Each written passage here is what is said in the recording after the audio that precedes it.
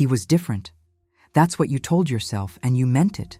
Different job, different city, different laugh.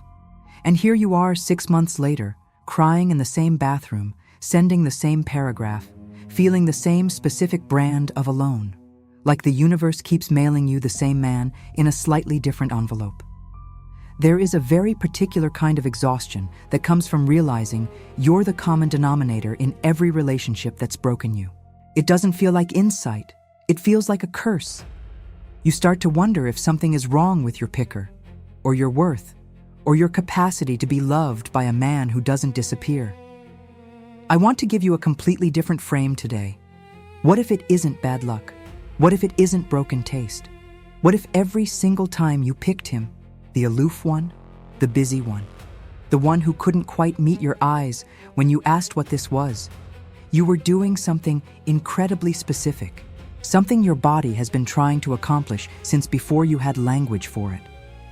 Over the next few minutes, I'm going to walk you through the neurology of why familiar keeps beating healthy, the unconscious mission you didn't know you were on, and the 3 signs that tell you the pattern is starting up again, before you're too deep to catch it.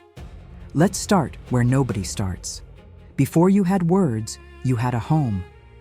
And that home had a feeling, a specific emotional weather. Maybe it was warm and then cold. Maybe love arrived on a schedule you couldn't predict. Maybe a parent was physically there, but somehow always somewhere else. You didn't decide any of that was normal. It was simply the air you breathed while your nervous system was building itself. Now here's the part that changes everything. Neuroscience has actually looked at this. In people with insecure attachment, brain scans show something wild. The reward system, the same circuitry that lights up when you eat something delicious or hear your favorite song, literally responds less to emotionally consistent partners. Not because those men are less lovable, because your brain was trained, in its most formative years, to release its yes, this signal for a different set of conditions. Unpredictability, longing, reaching.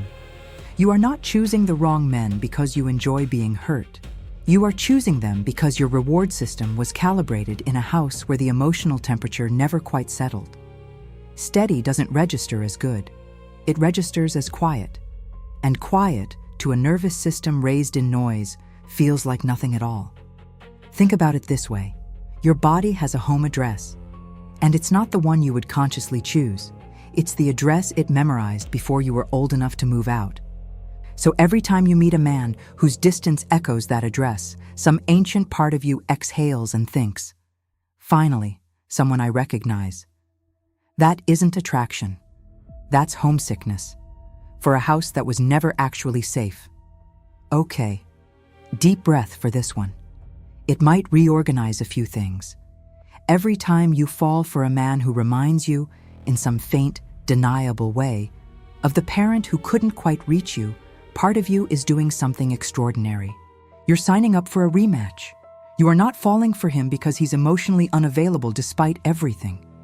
You are falling for him because he is. Because on some level below thought, you're saying, this time, I'll be enough. This time, I'll be softer, prettier, smarter, more patient. This time, I'll finally crack the code. This time, he stays. He is not the point.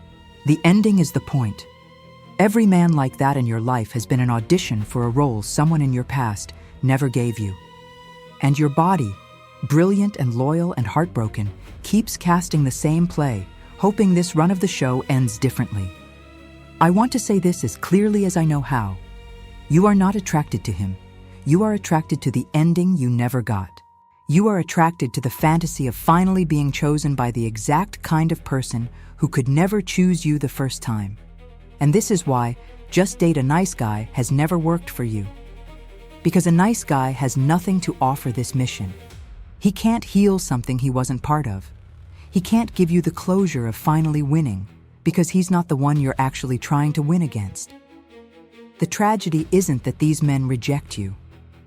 The tragedy is that even if one of them chose you tomorrow, showed up completely, loved you fully, gave you everything, some part of you would still feel unfinished, because the wound was never his to close. It was made a long time before he ever existed. So let's get practical. The next hymn. The next spark. Here's how to catch the loop before it catches you. Sign 1. The intensity is disproportionate to what's actually happened. You've been on 2 dates. You know almost nothing about him. And you're already reorganizing your week around when he might text. You're already telling your best friend there's something about him. You're already daydreaming about the trip you'd take together next summer. If the emotional weight of a connection is running 10 steps ahead of the actual information you have, that isn't chemistry. That's a projection screen.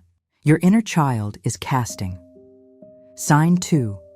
You feel a pull to prove your value in the first 3 conversations. Watch this one carefully. Are you casually mentioning your job title, your accomplishments, the thing you're really good at, the way men usually respond to you? Are you laughing at things that aren't quite funny? Are you softening your opinions before you fully commit to one, just to see if he agrees? Auditioning isn't dating. And if you're auditioning this early, your body has already recognized the script. Sign 3.